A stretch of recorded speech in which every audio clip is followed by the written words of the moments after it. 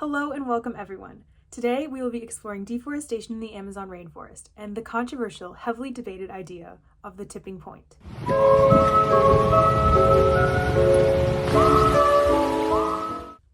The Amazon is the largest tropical rainforest on Earth. It is known for its unmatched biodiversity, home to 10% of all known species. The region is twice the size of India, ranging 6.7 million square kilometers. However, in the last 50 years, 17% of it has been destroyed, along with it having increased local temperatures, decreased biodiversity, devastated habitats and species, disrupted water cycles, and displaced indigenous peoples. This is not just a local problem. The Amazon is one of the largest carbon sinks on Earth, storing over 120 billion tons of carbon. When deforestation occurs, this carbon is released as atmospheric carbon, causing a major escalation of global climate change. As deforestation increases, the Amazon creeps towards releasing more carbon than it absorbs. Some researchers consider this the tipping point of the Amazon rainforest, a point from which it may never recover from. Researchers disagree about whether or not the tipping point has been reached, and even what a tipping point means.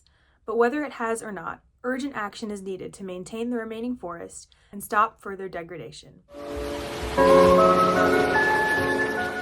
Before we talk about the tipping point, I want to get into the background of deforestation and how we got from a perfectly preserved forest a century ago to the heavily deforested region we have today.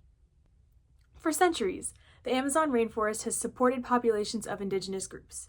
Even today, there are an estimated 1.5 million indigenous inhabitants. These indigenous groups use the land as their source of food, medicine, raw materials, and income, as well as it being important for their culture and spirituality. Historically, these peoples have farmed small pieces of land in sustainable ways, using long fallow periods, where they give the land long breaks from cultivation to help improve soil health. Their farms were far from urban areas, and they practiced sustenance farming, only farming what they need to survive. Their farming methods didn't contribute to deforestation. Instead, they worked with the land to preserve the ecosystem. Starting in the 60s and 70s, Brazil made efforts to develop transportation through the rainforest and connect previously geographically divided regions of Brazil. New highways were built, such as the Belém-Brasília Highway in 1958 and the Cuiabá-Porto Velho Highway in 1968. These new highways exposed areas of the Amazon and made it possible to use forested land for economic purposes. Quickly, colonists rushed to use this land to produce cash crops. They practiced a method called slash-and-burn land clearing. They would go through a region of forest, cut down as many trees as they could, and burn the remains. The soil in the forest was not naturally nutrient-rich enough to support cash crops like soybeans, so the burnt remains of the forest nourished the soil. This made farming possible. However, the soil did not last for very long, and after only a few growing seasons would be abandoned as farming operations moved to the next location for the same process to occur. Because transportation costs were so high, colonist farmers used this method to cut extra costs. This method of farming was highly destructive and began a trend of extreme deforestation in the Amazon region. As colonists created more farms, urban areas developed at the edge of the forest. As deforestation crept further and further into the forest, a region known as the Arc of Deforestation developed. Since the 1960s, the Arc of Deforestation has developed farther into the Amazon, as these practices have continued. Today, the effects of deforestation are felt far from just the Arc of Deforestation. Even just one instance of slash-and-burn clearing releases 20 years worth of stored carbon into the atmosphere. This has a global effect, contributing to increasing temperatures across the world, and causing increases in extreme weather, droughts, wildfires, the rising sea level, and the melting of ice caps. Many researchers believe that the Amazon is creeping closer and closer to a tipping point. However, what exactly a tipping point is and the implications it would have on the rainforest is debated between researchers. The concept of an environmental tipping point has been used in many other climate concerns, such as melting ice caps and ice sheets or global destruction of coral. Wherever it is used, it conveys a similar meaning: a detrimental point at which permanent, irreversible change has been made. But what exactly does that mean for the Amazon?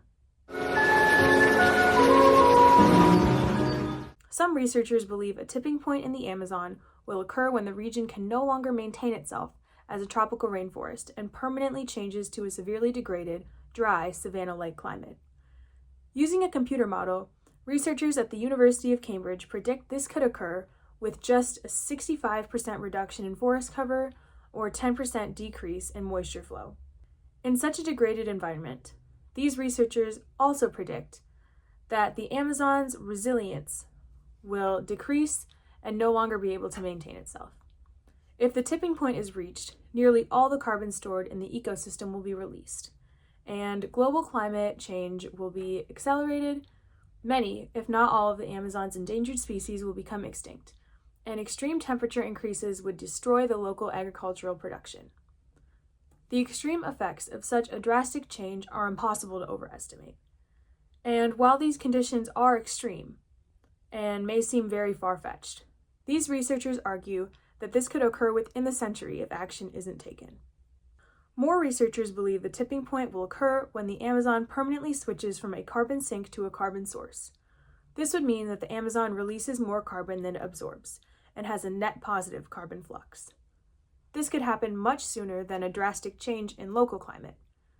It could potentially be reached from only 3.9 degrees Celsius of additional warming.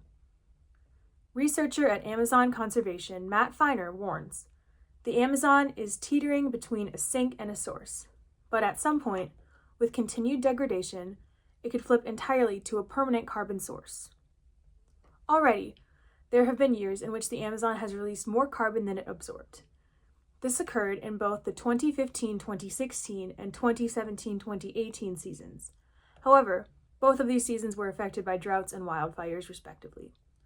While there hasn't been a more recent year with a net positive carbon flux, the Amazon is trending towards becoming a carbon source.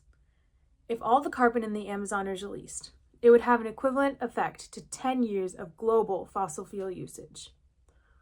Researchers worry that this version of the tipping point would cause significant accelerations in local and global climate change, and believe a tipping point could be reached very soon if nothing is done. Critics of the tipping point ideas argue that it has too broad and ambiguous of usage, and the idea remains a source of discourse within the community. They argue the most likely scenario regarding the tipping point is that there is not one single tipping point that would destroy the Amazon, but many smaller negative impacts that would compound over time. So far, the Amazon has shown remarkable resilience, and many researchers believe that with efforts to stop forest loss, reduce wildfires and fire activity, stop habitat and species loss, and restore already degraded ecosystems, the Amazon will continue to be resilient and have a hopeful future.